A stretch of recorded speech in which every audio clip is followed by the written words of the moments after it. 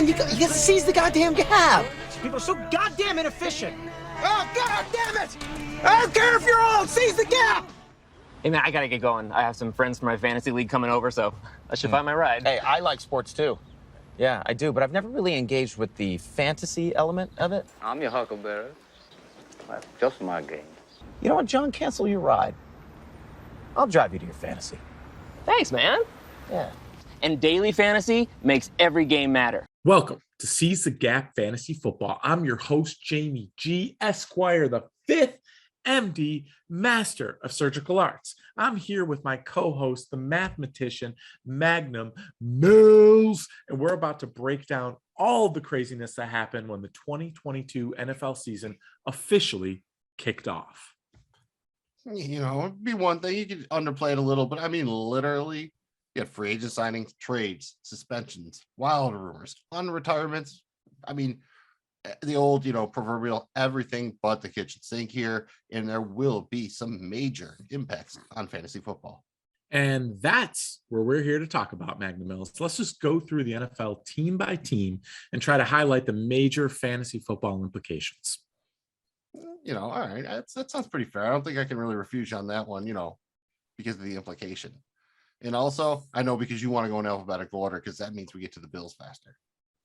We do. And, obviously I use implication in the court of law, Magnum Mills, but I do definitely want to get to the Buffalo Bills as quickly as possible. Now, I mean, we're out here in the middle of nowhere. You look around and you see nothing but ocean. What are you going to do? Say no? I'm going to tell you probably to get off my boat, out of my dreams, and onto Derek Carr. But we're actually going to start with the Cardinals because we are going in alphabetical order. So right off the top here, the Cardinals re-signed James Conner. They let Chase Edmonds walk. Right now, the current RB2 on the roster is Eno Benjamin. They also re-signed Zach Ertz. He was a solid tight end one for him after they made the trade last year. They also let Christian Kirk and AJ Green walk. That sets up, DeAndre Hopkins right now to have a pretty massive target share. Could also mean a little bit of a, post-type sleeper, second-year breakout, whatever you want to call it, for Rondell Moore. I think the big takeaways here are that Ertz will probably be a little bit undervalued in drafts. And James Conner, when he was healthy last year, he was pretty fucking fantastic. Even when he shared the load with Edmonds, when Edmonds got hurt, he was, a legitimate RB1. I think he could have a similar role here. Again, in his history, he struggled to stay healthy with that. But I think for the most part, Conner will probably wind up being a pretty good value in fantasy drafts if he only misses, say, 3-4 games, something like that. Next up, we got the Atlanta Falcons. Magnum Mills, they traded away long-term starting quarterback, former MVP of the league, Matty Ice, Matty Meltz, Matt Ryan, and they quickly thereafter signed Marcus Mariota, who is the presumed starter heading into week one. I like what this does to the offense. It gives Mariota the run pass option. I expect him to get some red zone targets. He's going to get yardage scrambling around. Marcus Mariota moved up in my book in terms of, quarterback options at the fantasy spot. Now, they also re-signed Cordero Patterson. Interesting thing with Cordero Patterson is they also signed Damian Williams. They could potentially draft a running back on day 2. And you're kind of sitting there thinking, man, was 2021 in that record-setting season by Cordero Patterson a fluke? I mean, there's a lot to unpack there with him. No question. They don't really have anyone else outside of Kyle Pitts. They're going to use Cordero Patterson. So I think the volume will remain, but it's interesting to see what they're doing at the running back position. They did, in fact, lose Russell Gage. That's right. Russell, the love muscle Gage, moved on to Tampa Bay. We've got Kelvin Ridley suspended for at least 1 year for the gambling situation. I think it's way up on their priority list is to draft a wide receiver in round 1. They need a ton of help around the board, but this is a really strong draft. There's a lot of talent at the wide receiver position. Would not be surprised to see them come out of round 1 with a wide receiver. All in all, Magnum Mills, Atlanta's a tough spot outside of Mariota, Cordell Patterson, and maybe Pitts, right? I think the big takeaway for me will be that I'll probably only be interested in 2 things, basically. And that will be Mariota if he falls late, because he does offer that kind of the Konami code, the rushing upside we like in our fantasy quarterbacks. And Kyle Pitts, because I think there is a strong chance that he's going to lead all tight ends as far as targets. And again, that's what we want in fantasy football. That's volume. He's Nino and G Money over there. It's literally basically all they got. And I think they'll try to use Patterson, but I don't think he can sustain, 15 to 20 touches a game. You're probably looking more that 10, 12 range, which will make him a fine, running back too. He's got that nice receiving upside, the big play upside. I just think there's a chance he gets overdrafted a bit. So, again, here, I think I might be willing to pay sticker price for Pitts, probably more of a, a value plan Mariota, Lester in Superflex league. Yeah, that's probably enough about the Falcons. So I'll leave the Buffalo Bills up to you. A, because I know you like talking about them, and B, you do know the team better than I do. So tell these people about the Bills. Love to do it. Thank you for being a gentleman and a scholar. Well, let's start with who they re-signed. They brought back Isaiah McKenzie. Plan to use him probably in the slot on special teams, considering him a chess piece matchup in the offensive system and kind of move him around. They did sign Jamison Crowder, another option in the slot. They released Cole Beasley. Emmanuel Sanders is not back with the team. Could he come back? Maybe. At this point, I'm counting on him not coming back just due to retirement and or health related issues that could push retirement more, closer for him. Does Buffalo draft a wide receiver in round 1 or day 2? I think they definitely come out of the draft with a wide receiver. Remains to be seen when. I think it's going to still be the Josh Allen show. The team goes as far as his arm goes, and I should say his legs, because he's fucking amazing. But no question, the offense is going to run through him, and all these guys are going to get some love, in my opinion. They signed Magnum Mills, dude that I've been a truther on for a long time, since they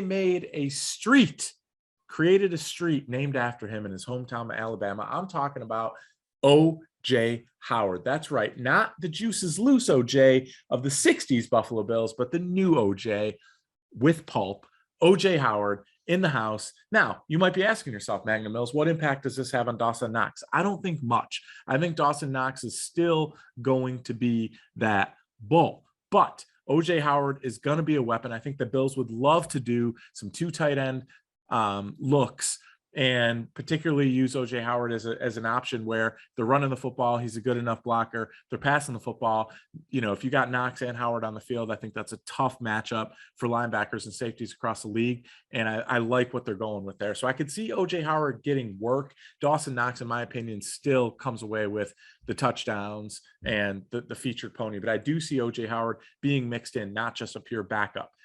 Lastly, Magnum Mills, they signed Duke Johnson. Now, we should talk about how they were spurned like a lover's curse in the middle of the night by J.D. McKissick, but I won't talk about the bullshit that went down with Washington.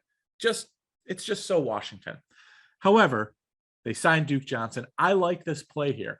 They're hoping they can get something more out of than they got out of Matt Breida last year, particularly with a passing option here in Duke Johnson. Again, I think he's a guy that you can spell Devin Singletary with, and he can come in the passing game and make some noise in the screen game, particularly.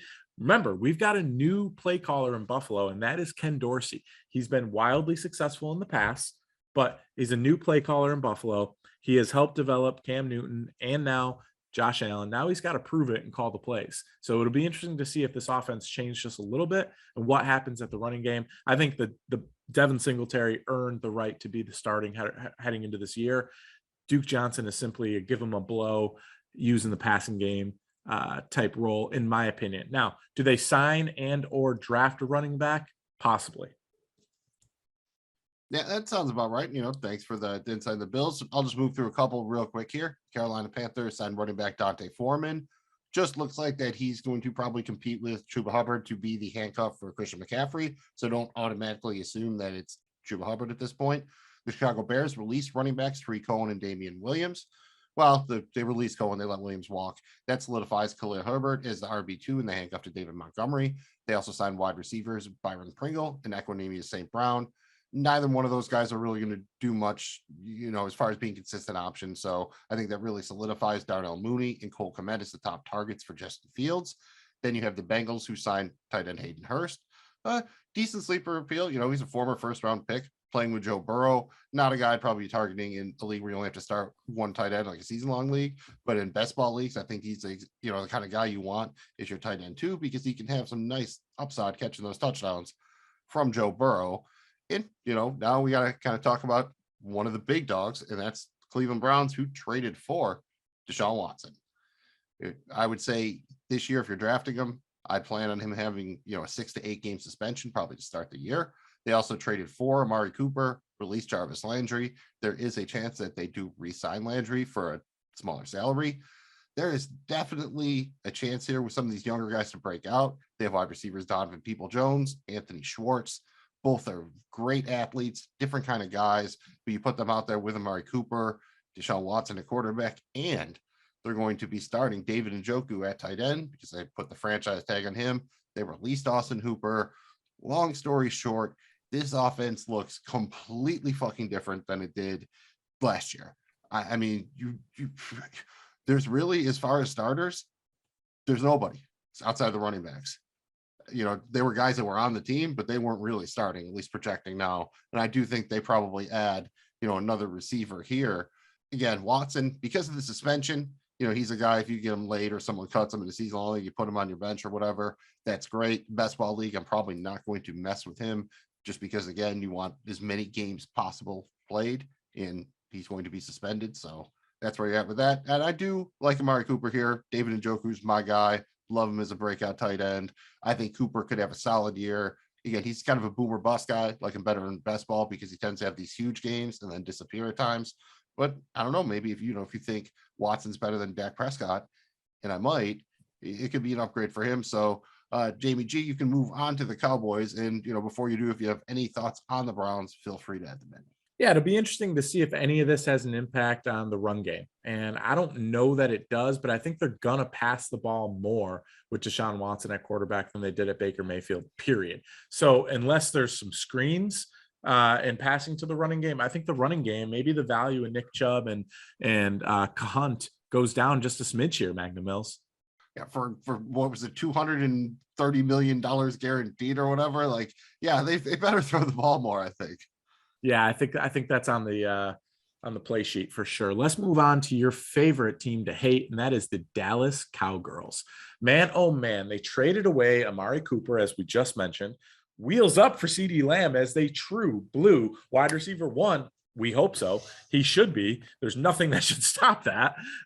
They did re-sign Michael Gallup, but remember, Magnum Mills, he did tear his ACL late in the season. When does he return? That remains a little bit of the question in the passing game for them. They did let Cedric Wilson walk. It seemed like every week late in the season, you know, there'd be number one catches it for a touchdown. They're like, who's number one? That's my boy, Ced Wilson. That's Cedric. He came up with some plays late in the season, man. He's a dude who's moved on. They did sign James Washington. I think that's worth a late round flyer in best ball for sure. I think he's a guy that could really, you know, he got Ben Roethlisberger kind of at Ben's like later years. Ben helped develop him, no question. But I think he's playing with probably the best quarterback he's played with throughout his career. Maybe you could make a case here in Dak Prescott. So I like the potential here, particularly, like we said, late round flyer in best ball. Lastly, they cut Blake Jarwin and they franchised the ball Dalton Schultz. I think he's probably an underrated tight end one. He got a ton of volume last year. Let's see if that continues this year, Magnum Mills. Yeah, I like that call. I think, you know, again, I hate the Cowboys, but I do love CeeDee Lamb. I think great things will be in store for him. You know, like Schultz like there. And I will say, you know, team Tony Pollard for life. And that brings us to another big boy. The Denver Broncos traded for Russell Wilson. And again, just like the Browns, I mean, how long have we been talking about that all the Broncos need is a quarterback? They got one, and they have guys that fit what Wilson likes to do. You know, they got a little bit of everything. You got your Tyler Lockett, Jerry Jeudy. You got your DK Metcalf and Cortland Sutton. You got a guy that can do a little bit of both, Tim Patrick, and another deep threat. You got, you know, Javonte Williams should be a very good running back. And you got the boy Albert O, who will be the starting tight end after they moved on from Noah Fant because he was dealt to Seattle in that Russell Wilson deal. You know, I think this puts Russell Wilson squarely like right back in that mid-range for the quarterback ones there. I think a lot of people are going to go right to Jerry Jeudy. Nothing wrong with that. I will personally be in on all the Broncos pretty much, but I think especially Cortland Sutton, Albert O, and then in best ball leagues, I will like to get Tim Patrick later in the drafts. Any thoughts on the Broncos, Jamie G? And then after that, kick it on in the Lions. Man, all I can say, dude, is I'm pumped about the Broncos from a fantasy standpoint. I want a piece of that, and I want a big piece. That's all I'll say there. Let's move on to Detroit, because why not? They did sign Shark-a-Tark, baby. They did sign our boy DJ Shark, and they re-signed Josh Reynolds. Shark, a bad fit here with Goff? Probably, dude. I don't really trust Goff's deep ball at all, which leads me to Amon-Ra St. Brown. Is he being overdrafted a bit? I think so. I guess this just all boils down to Jared Goff and my lack of interest there. Let's move on to Green Bay Packers. Keep it in the same division. They did re-sign Aaron Rodgers. It was all about the money for him after all.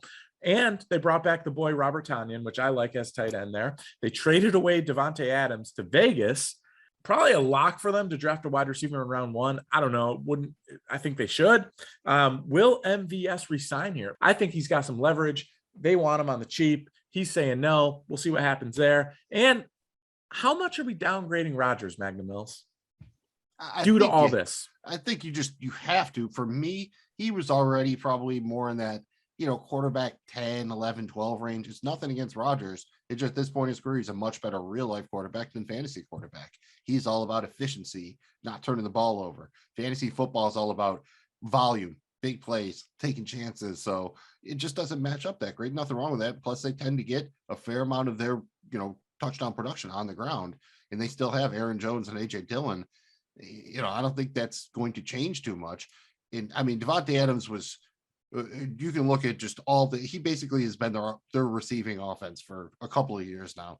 I don't think you can stress how big of a deal this is. So for me, if Rodgers is sitting there, he's like the quarterback 19 or something off the board, sure. But for the most part, I think that kind of takes I don't think I'm really be on the Packers again if they do get Marquez Valdes-Scantling re-signed. He's that kind of boomer bust guy like in a best ball league.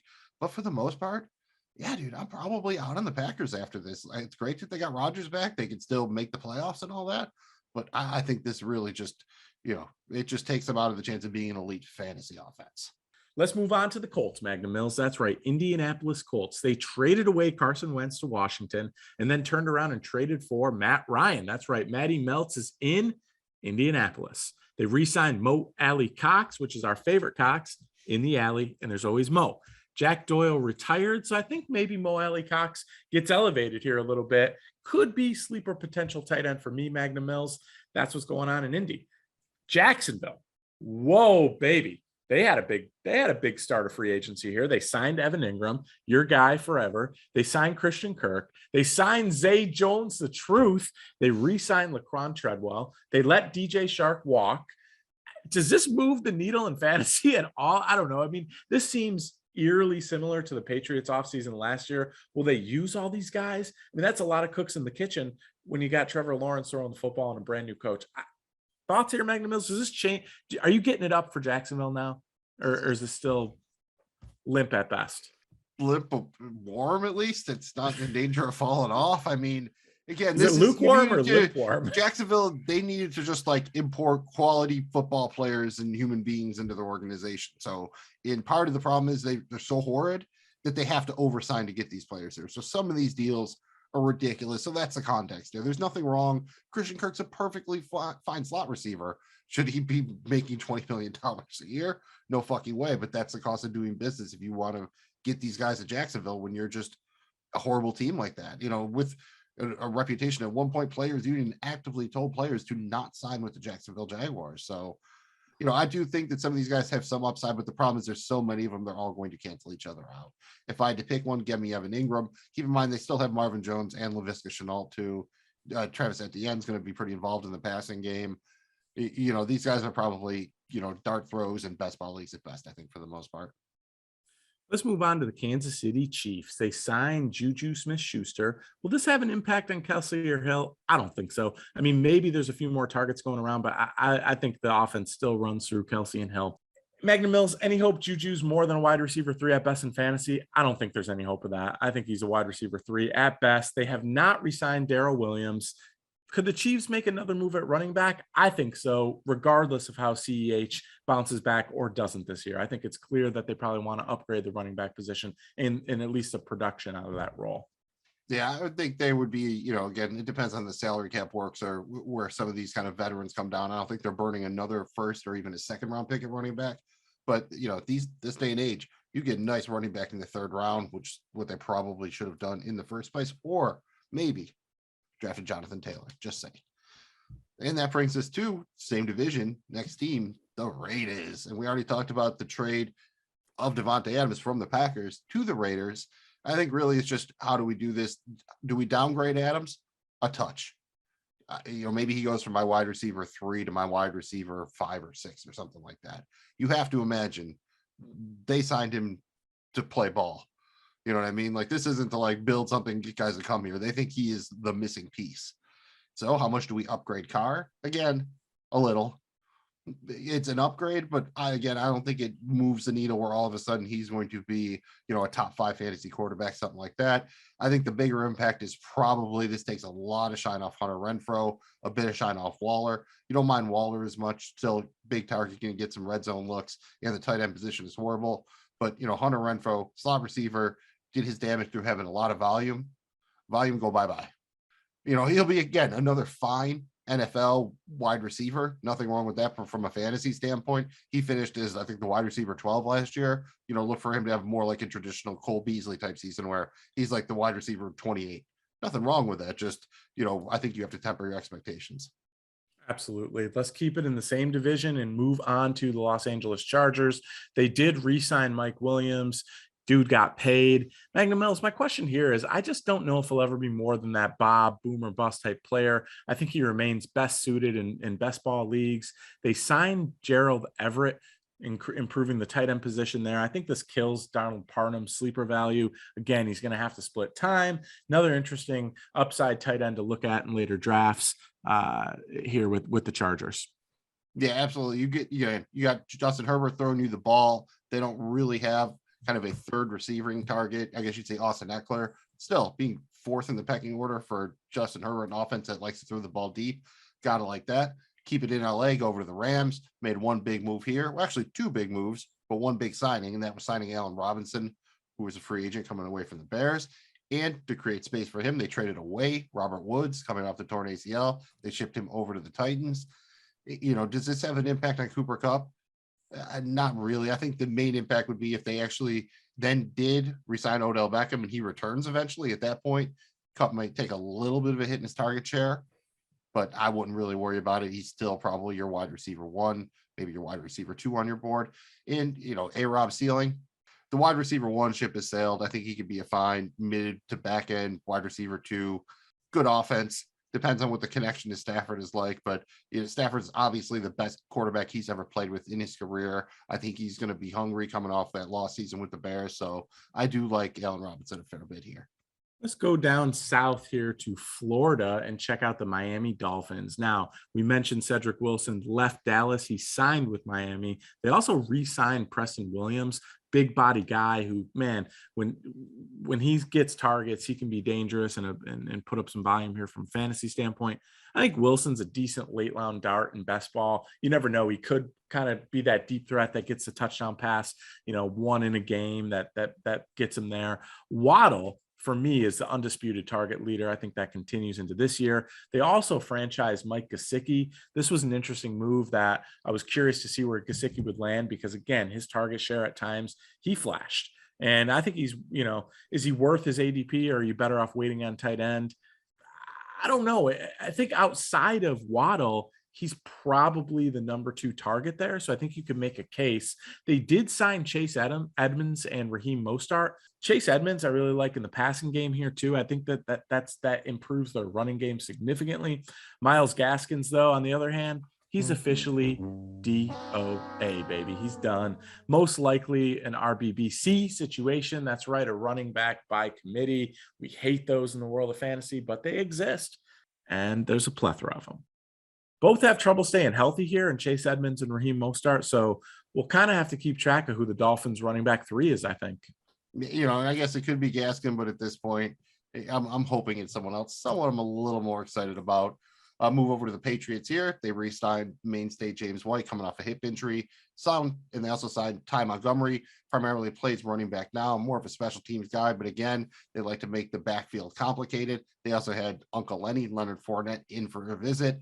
Overall, this just says full-blown RBBC in New England. I'm probably avoiding him. I would say that Damian Harris and Ramondre Stevenson are both being overdrafted right now. Saints really didn't do much here. They re-signed Jameis Winston.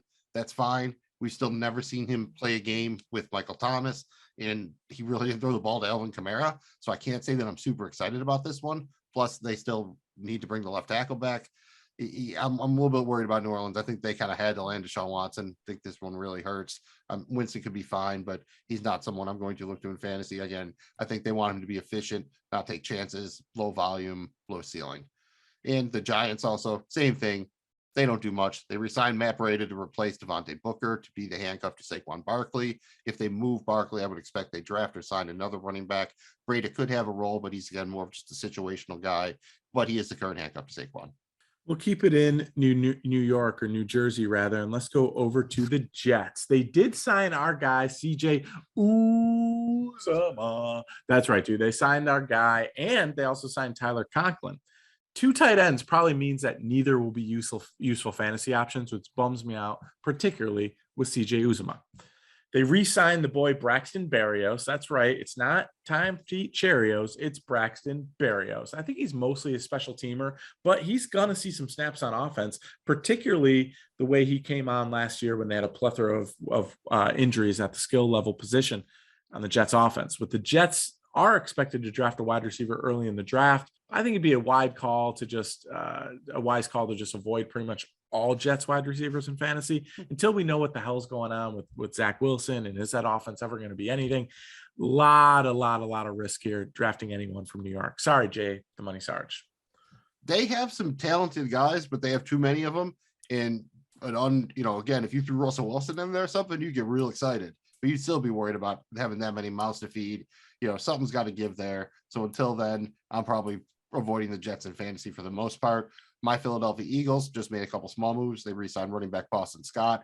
That just means that once again, it's probably going to be the dreaded running back by committee in Philadelphia, making all of the Eagles running backs basically okay best ball options, players I'd avoid in regular season long leagues. They also signed wide receiver Zach Pascal, formerly of the Colts. Again, he's fine, nothing special. Good stuff. Over on the other side of the Keystone State, you have the Pittsburgh Steelers. They let Juju Smith-Schuster and James Washington walk at wide receiver. And then they signed from the Buffalo Bills, Mitchell Trubisky, to compete for the starting quarterback job. I'm assuming the contract they gave him, Pittsburgh's probably going to draft a quarterback in round 1, and Trubisky will more or less be the bridge starter. But still, we've seen him have a little bit of rushing upside or whatever.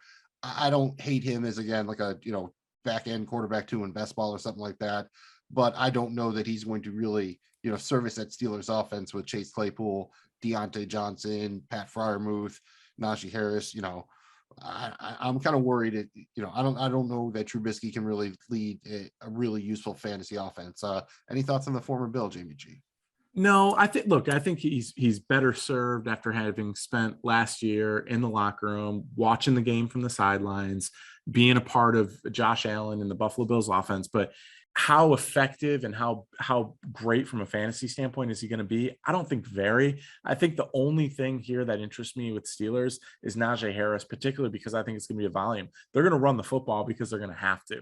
Let's move on to Seattle Seahawks. Man, oh man. I mean, dude, they traded away the face of their franchise. They traded away number 3, Russell Wilson. This just hurts the whole offense, but especially my heart breaks for Tyler Lockett. I mean, that's a guy that you just loved him in fantasy. You can't see him putting up anywhere nearly the same as what we've come to expect over the last couple of years. The current starting quarterback is Drew Lock. I repeat, the current starting quarterback is Drew Lock. They also traded away our guy Noah Fant. They did re-sign Will Dissly because they just can't quit him, and they let Gerald Everett walk. Fant will be the tight end number 1, but the presence of Dissly caps his ceiling for sure, because we've all seen it. Will Dissly just keeps on coming, dude. They re-signed Rashad Penny, which I think was probably the best spot for Rashad Penny, with Chris Carson on track to return. Like we always hear Pete Carroll say, he's close. No matter what, it looks like a running back by committee with 2 oft injured running backs kind of at the helm here. It's hard to get excited about Seattle. Oh, and by the way, they still have DK Metcalf. It's hard to get excited about Seattle. Again, if Fant falls far enough, I might have some interest. This tight end is so horrible, but I think it's pretty much DK Metcalf or bust for me. He is kind of an athletic freak. Until they get a better quarterback, he's the only piece of that offense I'm really considering right now. Let's go to all the way, almost as far away from Seattle as you can get. Go down to Tampa Bay, where Tom Brady, the GOAT, he unretired. Just no bullshit. Just like, fuck it, coming back, whatever, deal with it. They re-signed Chris Godwin.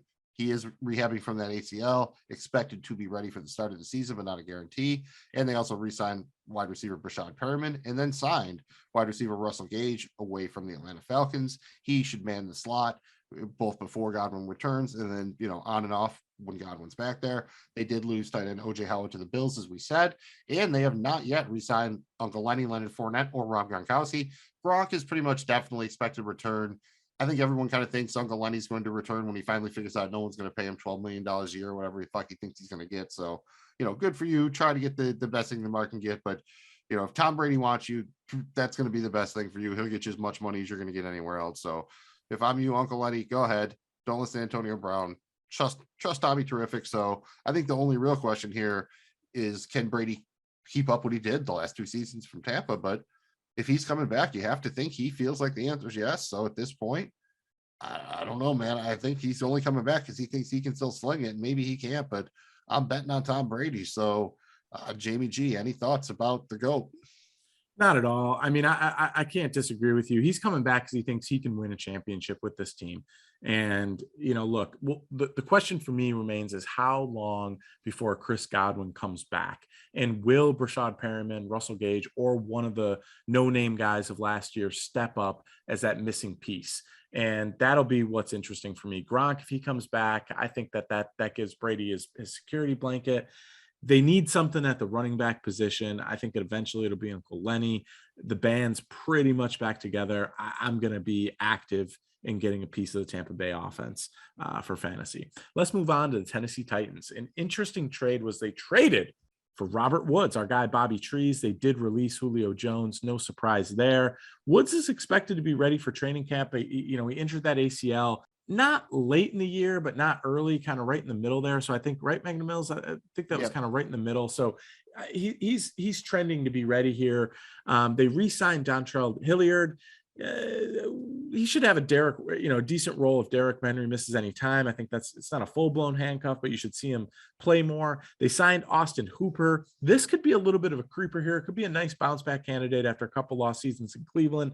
I like Hooper as kind of a back end, tight end too. I think that could be a potential there for him in that offense. They needed something else outside of AJ Brown and Robert Woods here. He's also an outstanding run blocker. I like this trade. I think this helps Tennessee's offense. Yeah, and again, I'm an AJ Brown stan, but Woods will probably be, again, if it looks like he's going to be healthy, he'll be falling, towards the back end of drafts or whatever. So he'll be a nice value pick there. Same thing with Austin Hooper, because you have seen Tannehill likes to throw to the tight end. The problem is, for the most part, Tennessee likes to use like 5 different tight ends.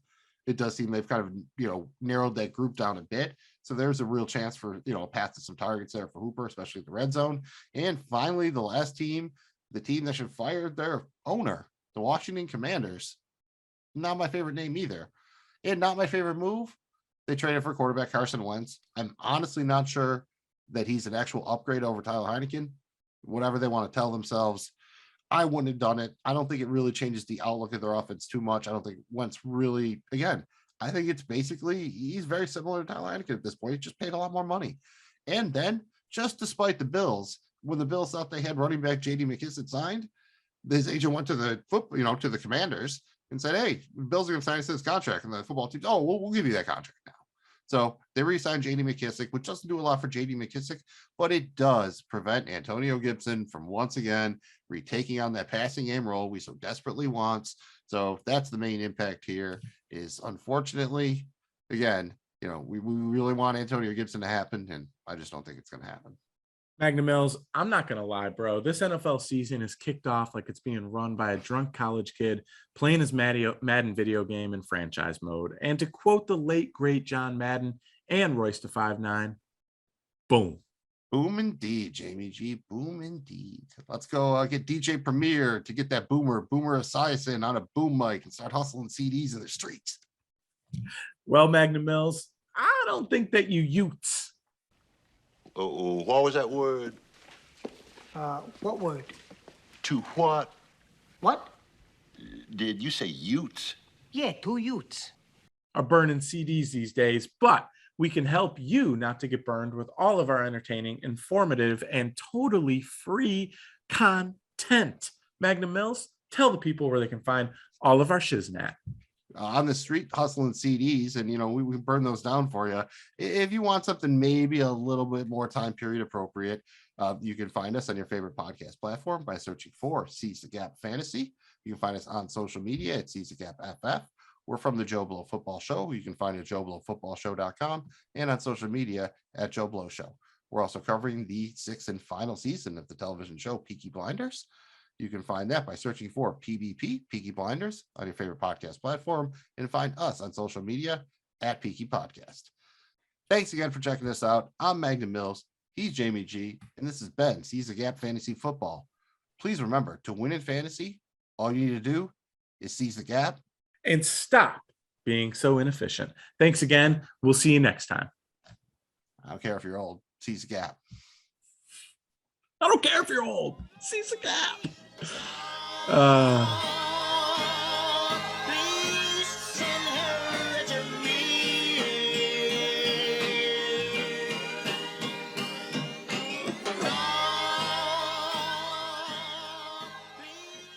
This has been the Seize the Gap Fantasy Football Podcast, presented by the Joe Blow Football Show. This show is for entertainment purposes only. Any views or opinions expressed here are personal and do not represent those of people, institutions, or organizations who may or may not be associated with the Joe Blow Football Show. If you have any questions, please contact us at seizethegapff@gmail.com. Seize the Gap, F as in Frank, F as in Frank, @gmail.com.